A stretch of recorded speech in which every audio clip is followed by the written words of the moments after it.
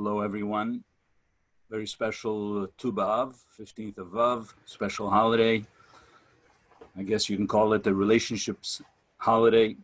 I hope that you're all doing well and are healthy and growing from this experience of quarantining, being secluded and separated. You may be away from the outside world, but connected with hopefully your children, with your wife or husband, or with many others through virtual connection like we're doing tonight, hoping that these connections were deepened and widened. Parents, again, with kids, kids with parents, siblings, and of course, extended family. How does a match made in heaven work its way to be heavenly down here below? So a couple once came in to me and the guy said to me, if this is the match made in heaven, I want the other one. So you can let your marriage, your relationship slide in neutral. A lot of people do that. And let it go out of control and wait for things to go wrong in your marriage, and then wake up to do the fixing. Or you can get in front of it. Again, how does a match made in heaven work its way to be heavenly down here below? So I've experienced something very special lately in my practice. I see people all day long. I sit in this position right here where I am, looking at you. And what's interesting is that this idea of getting in front of it is about not allowing things to go out of control, but taking control to some extent, even though we can't really control things, but as much as possible to get in front of things. Like in our relationships with our wives, husbands, with our children, with our parents, getting in front of things is like in places like education. We all know, Hayam Yam, it says, think about your children's education every day. That's called being in front of it. How we treat each other, how we treat our children, how we treat our parents. Create that to be a culture. How we treat guests, how we treat our relatives, siblings, cousins, etc. This can be taught within the culture of your marriage. Again, how does a match made in heaven work its way to be heavenly down here below? Treat each other with respect, children included. We say thank you to each other all the time. We are a family that's grateful for everything. We are easy with compliments. We value each other and we show it, kids included. Again, kids are in your home, at school, of how they're going to be treating their spouses. So how does a marriage made in heaven work its way to be heavenly down here below? So I'm going to tell you a story. A young couple, 3 children, working on their marriage. And he came from I guess a level of dysfunction in his world, of his family of origin. And what he would do occasionally, not really wanting to hurt his wife, he would insult her. And they worked on it and they made up, and he's promised that he's never going to do that, and worked very hard at not insulting and not saying something that would be hurtful. And one day, letting go of his promise and forgetting himself, he was at a party with his family of origin, and that sometimes happens where you go back to your family of origin, the dysfunction sort of pulls you in. And out of nowhere, he said something that was very hurtful to his wife. And she was hurt, and he could see her face dropping. But he immediately caught himself, walked over to her in front of everyone, said, "I'm so sorry. I didn't mean to do this. It just slipped out of my tongue. It just tumbled out." And in front of everyone, he thought that he fixed it. It was good. He caught himself and he apologized. And then on their way home, they're in the car, and he reaches over to touch her hand. And she says, "Don't touch me." And he looks at her and she says, "Right now, I don't want you to touch me at all. I don't like you at all." And she sees that his face fell and he's pouting. And she said, "But there's nowhere else I'd rather be but here and fight with you."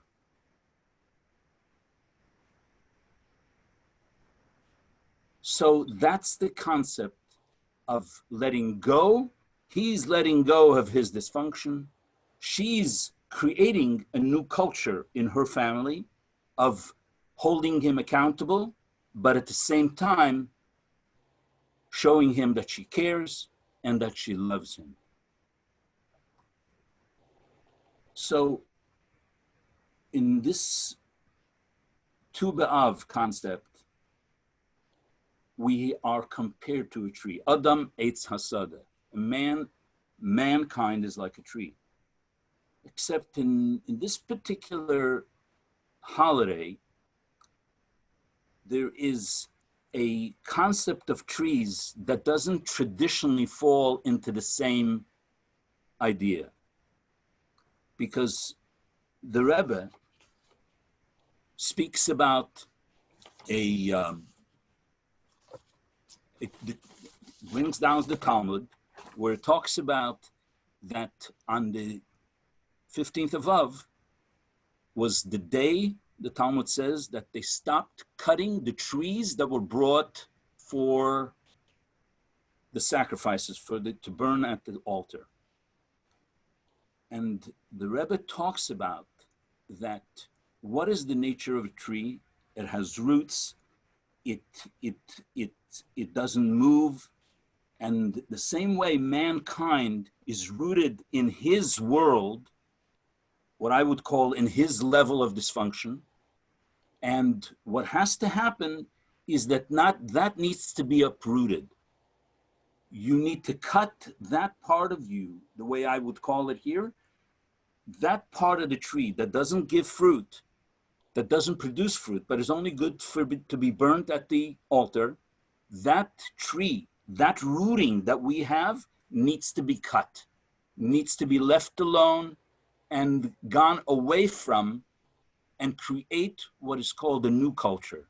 And it's like we say, Avram, our patriarch said, God said to Abraham, Lech lecha mi'artzecha u'mimoladetecha u'mibeis avicha. Leave all of your roots, whatever it is that was going on. You have to know, Abraham lived a pretty good life. He left the idol worship. He challenged his father. He did a lot of good things, but yet God says, leave all of that. Where are you going? Wherever I will show you. In other words, you need to be open to new possibilities, wherever that's going. I'm suggesting today that Tu B'Av, in that part of the tree concept, is telling us if we're rooted in places of a tree that had no ability for functioning, for giving fruit, it's not the Eitz Hasada that gives us fruit, but that is rooted in places that maybe could be infected with worms, is what the Talmud says. It needs to be cut. And what the Talmud says, you need to really go into it and look at it. I'm not going to go into the depth of it because I'm not sure I have enough time. But the concept is that if it's left after the 15th, and it's no longer exposed to the light and the warmth of the sun. In other words, when we no longer are receiving godliness and warmth from godliness, it could be spoiled with worms. It could be even not available and not appropriate to be brought to burn at the sacrifice, for burning sacrifices, which means that the tree has to have a dryness, but not to allow it to spoil. So again, it's rooted in a place in our lives that could be dysfunction. So it has to be this, we have to displace ourselves from the norms and attitudes we are in, disengage and transcend the world of view which we were accustomed to in our place of dysfunction. So that's the concept of trees that is brought in a Sikha of the Rebbe. Again, how does a match made in heaven work its way towards a heaven, to be heavenly down here? So again, here the tree can be growing fruits of our own, because you now join with a new partner, a wife or a husband, and you look to take what was functional in your family and bring it in, but what was dysfunctional is cut off completely. In other words, there's parts of things that we need to keep, and there's things that we need to let go of. So there's a story which is what one would need to hold on to. A cardiologist, and I'm sure many of you have heard the story, but I'm just going to make the point of what it brings out. An American cardiologist who was famous once came to the Rebbe, and he wanted personal advice from the Rebbe. He said, as far as my profession is concerned, I'm known all over the world, I'm respected, people turn to me from everywhere, but family-wise, I'm challenged.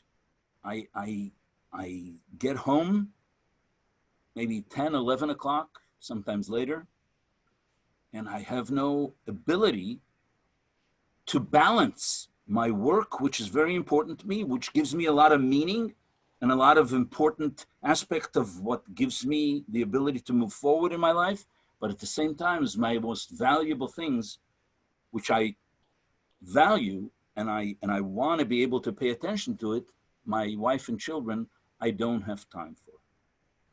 So listen to what the Rebbe answered him. The Rebbe says, I also find myself in the same kind of situation. And this is my solving of the problem.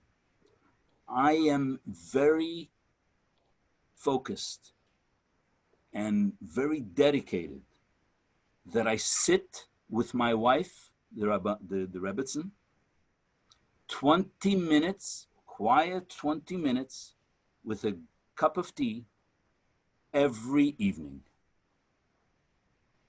20 minutes every evening with my wife. Now, I don't know if you guys know, or if some of you, I'm sure, know how busy the Rebbe was. Barely slept, would see people, would write letters, thousands and thousands of letters, spoke many times, all the time to the public, didn't have time. But if you look at his schedule, you know, they have these printed schedules of the Rebbe. You have the Rebbe leaving his office, going home, and coming back like an hour later. So this was the 20 minutes. And the Rebbe said, that 20 minutes is important to me like putting on tefillin every morning. That's how important, that's how valuable my time with my wife is, the Rebbetzin. Now, the Rebbe unfortunately didn't have children, but to nurture his relationship, he let go of all the world business of running Chabad International and all the things that he needed to do, and left and would go and spend 20 minutes every night. Rebbetzin. That's huge. So that is what I would call the Rebbe created a culture for his family that says, I'm a man who's very busy, but I will not let go of my, you can call it minhag, my tradition, my culture. For the sake of tonight, I'm calling it my culture, that I spend 20 minutes with my wife. So that is a concept that tells people around him who knew who the Rebbe was, and this cardiologist who comes to the Rebbe and wants to know, understands that you can't be working and valuing your family and say to yourself, well, I don't have time for my kids. I don't have time for my wife. I don't have time for the things I believe in, but I have time for the things that are the emergencies in my life. And I don't have time what's important, but what's urgent I have time for. What's important, I don't have time for. But what's urgent, which means I have to be, for this cardiologist, I have to do an operation, I have to do a consultation, whatever it is. And all of us in our lives have the same concept going. We all are important in our own lives, and we all have important things that we do and we value. But the question is, do you want to honor what's important, or do you honor what's urgent? And this is what, again, is called getting in front of things. How does a match made in heaven work its way to be heavenly down here? Is, again, by working it, by putting the time into it. So when I talk about a culture, I want to just give you an example. I've been talking to the couples that I deal with, and this is the way it works its way in. Because when a couple fight with each other, and you did this, and you did this to me, and you didn't listen to me, and you didn't take out the garbage, we make accusations, first-hand accusations. But when there's a culture that you and I, my wife and I, my husband and I have talked about, that we will have a culture of doing certain things, then when we want to sort of hold our partner accountable for what we both decided our culture is, it's a little different. So I'll give you a little story of how it works its way. A young couple, again, with 4 kids, ages 5, to 10. We're going on a trip. Everybody's been quarantined and hopefully connecting and hopefully growing and hopefully deepening the relationship. But they had been talking about the culture. And their culture that they didn't want to do is that when they would go on trips, they would always get derailed somehow. Something would happen that didn't follow their original plan. So they said to themselves that we are going to hold this culture that whenever we've made plans, short of a corona thing or something that disrupts our lives, we're going to do what it is that we decided to do, and we will include our children. So they told their children, we're going to the Georgia mountains or whatever they went. First day we're going to do this, the second day, went for 12 days or 13 days. In the middle of their 13 days, he gets a call from his sister. And the sister says, oh, I hear that you're only 3 hours away from me. I'm celebrating my birthday tomorrow, and I didn't know you were that close. Why don't you come and join us? And besides, my children didn't see your children. And the way it used to be is when he got that call, he would say to her, yeah, no problem. Let me talk to my wife and we'll be there. And then she would say, you didn't even ask me. And then there would be a war. This time, because there was a culture that they agreed upon, he said to her, I'm not sure. I thank you for the invitation, but I have my wife and kids here, and we've committed to be here for the 14 days or 13 days. But I will get back to you. He went to his wife, and he said, I got a call from my sister. She said, oh, no. Remember, we're on course together. I'm not derailing anything. She said, what does she want? He said, oh, well, she's telling us she's only 3 hours away. We didn't know. She's having a birthday tomorrow. What do you think? So she said, well, we decided that we're not going to disrupt our vacations. We have a culture of doing things what we decide unless we all decide otherwise. So suddenly the conversation wasn't accusatory. It didn't end up being a battle. Oh, now you want to go to your sister? I can't believe it. You're always being called for thing, and you're always doing this to me. Always and never. Those are words you can't use.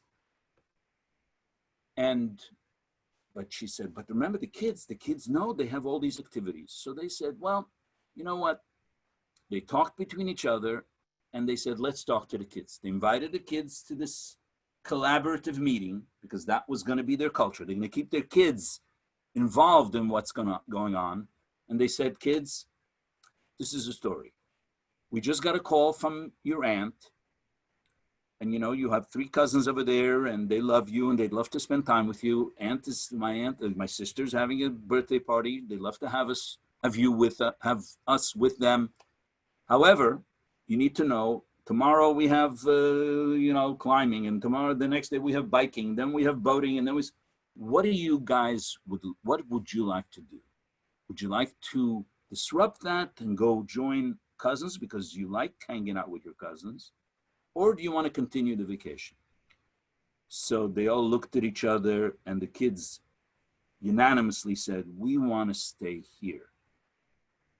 But if we can, if it's only 3 hours away, maybe at the end of our vacation, if you guys can make it, we can stay there's no school, it's summertime, we can stay another 2 days and we can go visit aunt and cousins. And the way I was told the story, that they already had agreed that that's what they will agree to do. This was their first vacation, that everyone was kept in the loop. They remained the rest of the days. The kids enjoyed it. They didn't fight. They went to see their sister, his sister, and the sister wanted them to stay for a week, but the plan was we're staying for 2 days and we're going home, and everything worked its way out. So if you create what is called a culture of on Shabbos, there are men who sit down for the Shabbos meal and don't wait for their wives before they start eating. So then at night after the meal, I can't believe you didn't wait for me, and there's a whole battle. But if you create the culture that says, you know what, my father didn't wait for my mother, maybe your mother did, your father did, but in our home, this is how we're going to do it. And if we forget, we're going to hold each other accountable for the culture. We won't be attacking each other. It's a different world. In middle of Kiddush, I have this famous story I tell people. An 11-year-old told me this story. 7 kids at middle of Kiddush, the father's making Kiddush. When the father makes Kiddush, he wants all quiet. So that could be a culture that the kids are included in, and then they participate. However, if the kids are not in the loop and you're just letting it naturally fold its way out and you're not in front of it, again, the culture is being in front of it, then this is what happens. The father's making Kiddush, and this boy is telling me, my sister kicks me. He's 11. He says, my 7-year-old sister kicks me under the table. So I get kicked. I kick back. 11-year-old says, that's my job. That's what I do as a kid. And he says, my father looked at me in middle of Kiddush with eyes that I felt he was about to the words he uses, he's about to kill me, murder me. And the kid said to me, if that's what Judaism is, I'm out of here. Imagine. In other words, if my father, in the middle of saying, Yom HaShishi v'Yechulu HaShamayim v'Haaretz, he's blessing God, he's remembering, he can look at me with that kind of hatred that I felt. So a culture that would say, we don't attack our children when they do what children do. It's like this kid said, that's my job. I tell parents, the job of kids is to make trouble. That's what they do. Believe me, if your child sat there docile and doing nothing, you'd be worried. You'd take him to the therapist. Because what's going on with my child? Did he swallow something? Is he smoking something? I don't know. But if he's out there and he's doing the things that a child does, then the culture needs to be in a family that there's a famous therapist that says, you need to say, oh, he painted the walls, let's take a picture. You don't start screaming, who gave him the paint? Who gave him this? You don't do that. So, however, for example, when a child does something wrong, if there's no agreement of how you and I, my partner and I, are going to deal with this, then it becomes contentious between us. And we start fighting and arguing. However, if we create, by being in front of it, we're going to create a culture that says, this is how we interact with one another. This is what we will do. And that culture needs to be written, updated continually, because when you sit down tomorrow and say, well, what's our culture? So what you need to look for is all the things that go awry in your immediate family every single day or every Shabbos or every weekend, whatever you're having.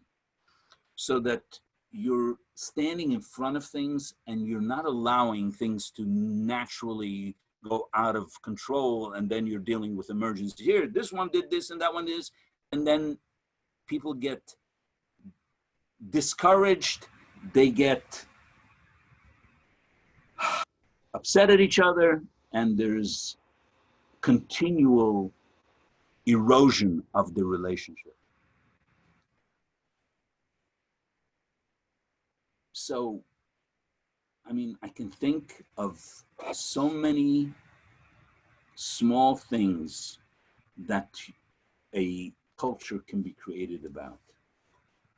How does a match made in heaven work its way to be heavenly down here below? Practice radical acceptance.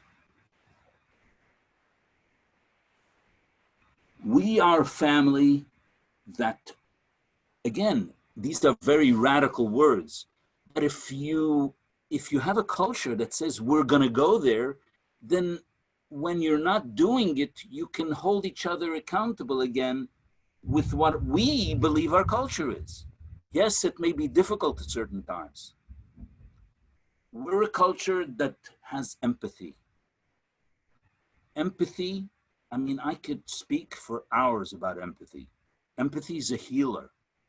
Empathy brings healing to the person that you feel empathy to or about, and brings healing to yourself.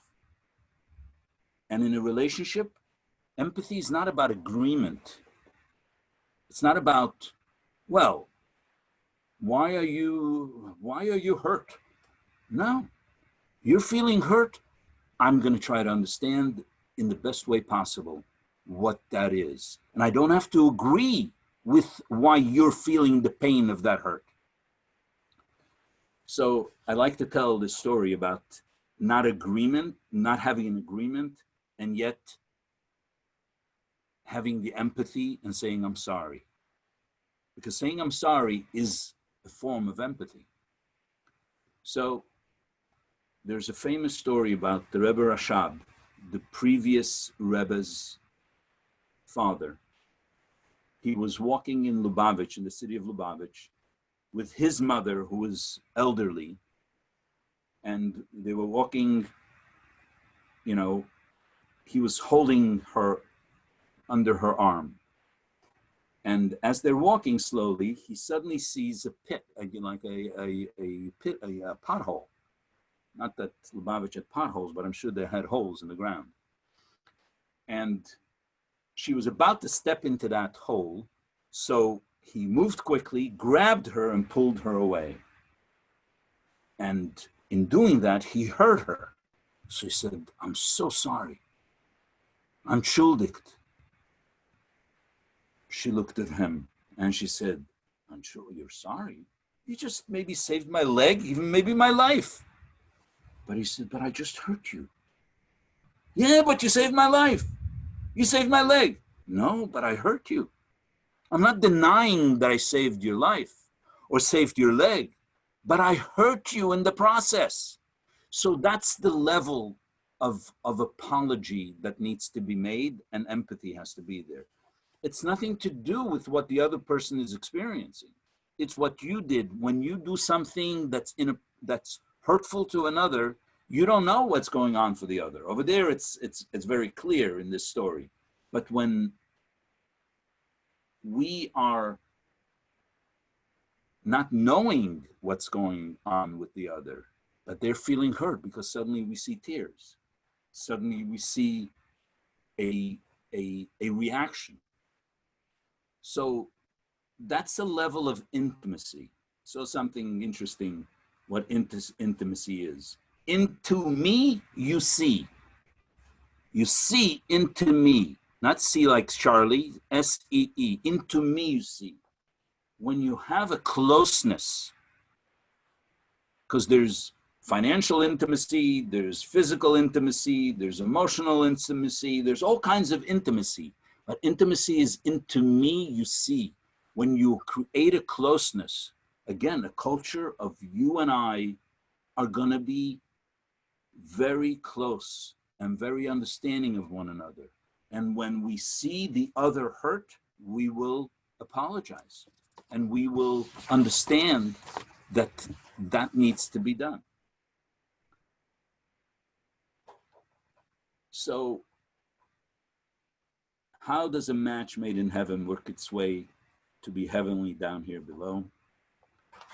So I'm going to finish with, again, the Rebbe brings down from the Sefer Pri Etz Chaim that it says that Chamisha Asar B'Av is a holiday. Why?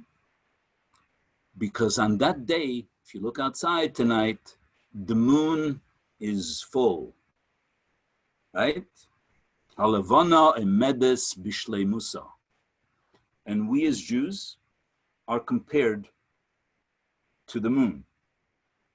So when we're complete, we're happy. That's, the Rebbe writes that because we're compared to it, that's why we're happy. And that's the reason that because it expresses the completion of the Jewish people when it shines in its totality, that's the reason for the happiness on this holiday. Again, the Talmud talks about many reasons, 6 reasons why it's a happy holiday. But ultimately, what happened on Tisha B'Av? The moon can't be seen, but there was a sad day. But the moon, even though it's not seen, it's not behisgalus, it's not visible, it's there, right? The moon doesn't disappear. The moon may not be shining, but it's there. So the fact that it's there, even though it's not shining, the Rebbe goes through a whole process of saying that that's the greatness of this holiday, because it reveals that even though when it was dark, it had the potential to be there on the 15th all lit up. So in that darkness, there's already the light. So since we're talking about relationships, ultimately, our match is made in heaven. it says 40 days before we're born. It says this daughter to this man. And we don't have real choices, if you think about it, about who we're marrying. We didn't have a choice to what gender we're born. We didn't have a choice to how about which parents had us. We didn't have a choice what country we were born in. We think we have a choice about who we marry. We don't. It's predestined. It's a shidduch. I'm looking for, where's the, you know what shidduch means? Anybody know what a shidduch means? A shidduch, I didn't find it. Anyway, it's a form of tranquility. Yeah. The word shidduch denotes rest and tranquility. So this rest and tranquility that that's rooted in in heaven, right, is revealed to us. But we have to work to make it so that it becomes visible. It has the potential is there, but we have to work it so that it becomes visible and available to us.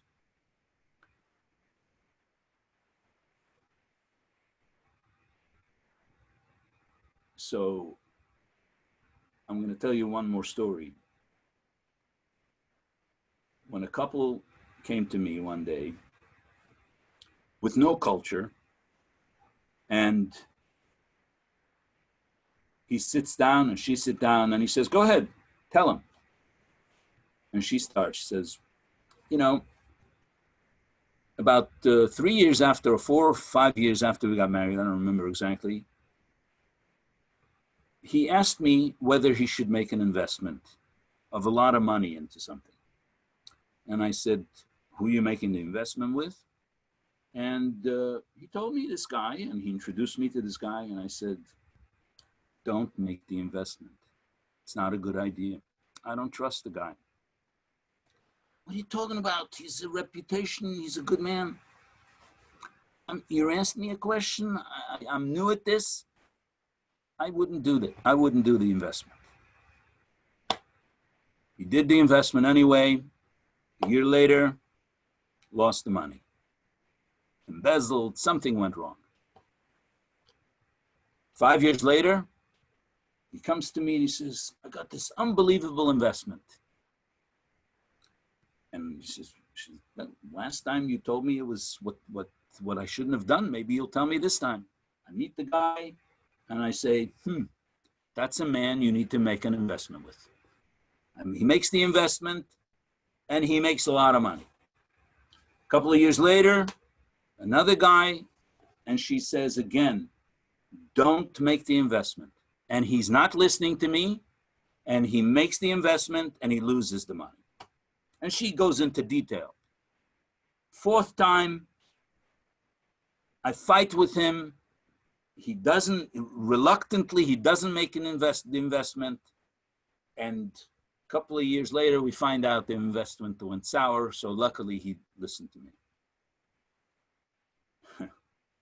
And now he's about to invest almost everything we have. And I'm telling him, don't do the investment. And he's about to sign it tomorrow. Okay, now I told my story. She says, I look at him. I said, is she telling the truth? She said, absolutely. Absolutely. Every time, whatever she told me is exactly what happened. So why is it that you're going to make an investment tomorrow? I mean, you have a woman, if you have an investor advisor, an advisor that will tell you where to invest and where not to invest, would you listen? He says, absolutely. So what's the problem here? He says, I hate it when she's always right.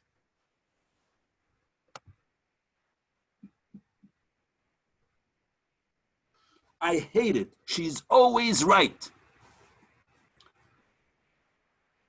So he was about to lose, I don't know, millions of dollars because he had a culture that says she can't be right. that's when the culture is upside down. That's when sometimes a man needs to come down off the tree, so to speak, and say, hey, my wife knows best. I need to trust her. And by the way, that's the reason I'm telling you the story, because I heard many stories like that. Anyway, may all our relationships grow and bloom. This is a very special time where you can connect and you can become closer and deeper connections and have the intimacy and closeness into me, you see, kind of relationship that you can become vulnerable, have the empathy and the closeness that will only give you much happiness and joy. And again, the way I see it is that you create cultures of functionality in your own home that will bring this happiness and hold you together. And then your children, again, and your grandchildren, by the way. I'm not talking about children anymore. It's grandchildren that also learn from us. And this is the education they're getting of how to interact and what are the cultures that you have. So may this be the last Tu B'Av in Galut, in exile, and may we all be in Jerusalem in spite of all whatever is going on in the world, and may we celebrate with Mashiach of the building of the Beis Hamikdash Ashlishi B'Karev Mamash. Have a great evening. Thank you very much, Rabbi Drizin, for those wonderful, inspiring words and your practical advice that I'm sure each and every one of us can use and enhance our relationship and bring the spark and flame back into our relationship, again, whether it's with their spouse, our children, our parents, our siblings, our community, our friends, our neighbors, with God and with ourselves. We need to get along with ourselves. But I don't want to let you get off so easy. I have a couple of questions, if you're okay. Can we field a couple of questions? So first of all, I want to ask a question for, give me 1 second, I'm going to read it. So it's any advice for mature, unmarried singles seeking their match, been waiting a long time. If you could help and advise some of our guests here who perhaps are looking for someone to quarrel and create a culture with, please give us some practical advice. Okay, so I don't know if it's practical, but a long time ago, I lived in Berkeley. And I remember a man called me up. He was a man who lived in Manhattan, very wealthy, known individual. Maybe you shouldn't mention his name, even though he's passed away since. And he said to me, I'm looking for a shidduch. I said, are you who I think you are? He says, yep.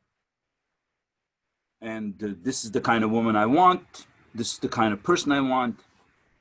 And I remember thinking, this man is pursuing his shidduch, his potential wife, like he's going to do an acquisition. He's going to buy an apartment building. Meaning not the disheartening of it, but the devotion. So, I mean, there's many conversations and many advices one can give with that. But I think that if you're committed to getting married and you are having a difficulty finding a person, you need to be committed. They're there because your match is there. It is made in heaven. It's just a matter of you being committed to going for it. And if you go for it in a way that's a pursuit that doesn't let go, and that it's the most important thing in your life, and you get in front of it, it will happen. So thank you very much, Rabbi Drizin. We have another question. Before we get to that question, I want to just dedicate tonight's class, being that it is 15th of Av, in honor of all those who are looking for their bashert, for their soulmate, to truly find one speedily. You know, God willing, as we're about to also approach the new year, it should usher in a new mazel, a new fortune for each and every one of you, that you truly find your bashert, your soulmate. I also want to dedicate in honor of a young girl who had surgery yesterday, Sivan Michal Batidit, for her to have a complete and speedy recovery. Also, I want to dedicate tonight's class for another gentleman here in the Florida community who are having a special program. Usually our classes are on Wednesdays, but this Friday we're going to do a special class with Rabbi Manis Friedman in honor of Tzvi Ben Reina Malka, who is suffering on a ventilator from the COVID-19 coronavirus. We did a class 2 weeks ago on Friday, and there were over 2,000 people who tuned in here on Zoom and on Facebook Live. We did that with Rabbi Y.Y. Jacobson. And this Friday, in honor of Tzvi, we're going to do another special session for Torah, prayer, and charity. 12 o'clock Friday, tune in, same Chabad channels, Facebook Live, and on Zoom. I will send out, and that for that, I also encourage everyone, befriend us on Chabad of Florida Facebook, so you get to see all our programs. And I put where you can catch even the old recordings. Rabbi Drizin, next question. You've created a culture. You've discussed the scenario with your wife. You're seemingly on the same page on how to deal with it. And then all of a sudden something happens from left field, and now you disagree, not on the what, but on the how to handle it. What do you do? That is the question from RK. So that in itself could be a culture. How do we deal with things that we are not in agreement about? So there are many ways of doing that. There are ways of saying, look, we agreed to disagree. That's okay sometimes. Whether it's to discipline a child, how we act with our grown children or with brothers, siblings, or family, and you try, we disagree. Let's try your way and see how it goes. And if it doesn't work, we'll try my way. So it's a matter of respect and honoring the other, not imposing and not making it so that I'm right and the fact that she's right doesn't work for me. That doesn't work. You need to allow for a collaboration to happen. And if there is that culture of talking it through and understanding each other, then and if at worst you decide who the third party could be that you trust. I have a lot of those people that come in to talk to me, and they're not coming for therapy. They're coming to ask me, what are your thoughts about how to deal with XYZ? So if you trust someone and you know someone that has experience and that you look up to, whether it's a mashpia, a rav, a therapist, a friend, this is the way I would say it needs to be done. Okay, if you don't mind, we'll have another 5 minutes of questions unless it goes faster. But thank you very much for being able to, stump the rabbi here, taking these questions on a whim. Rabbi, don't send another question yet because I got to get to the here. It disappears as I'm reading. What do I do if children very often are the ones who are causing the strife between the parents by manipulating the wife who defends a child and stands with them against the husband? Basically, what do you do in a nutshell when the children play one parent over the other? We're going to take co-payments at the end of this for every question. So this is a very powerful question. It's a very powerful question and a difficult one.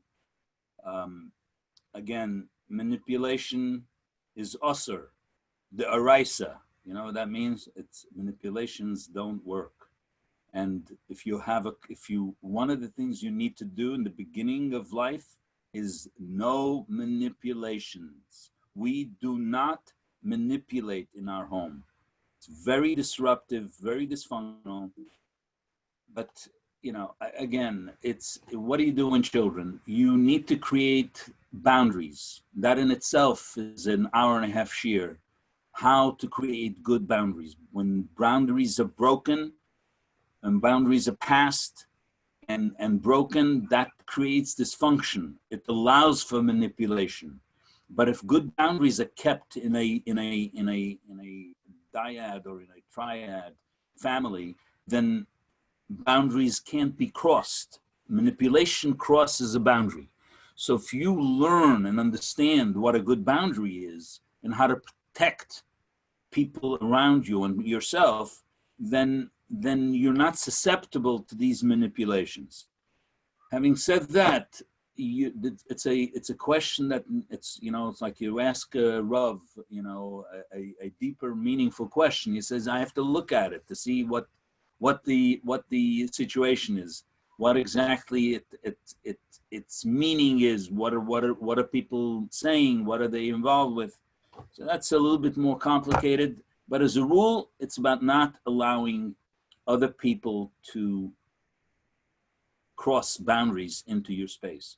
So if you're a parent and you're looking at each other and a child is crossing a boundary into a wife, you have to be able to bring the wife into, at this point, the culture that we do not allow for our children to cross into our lives that creates difficulty between you and I.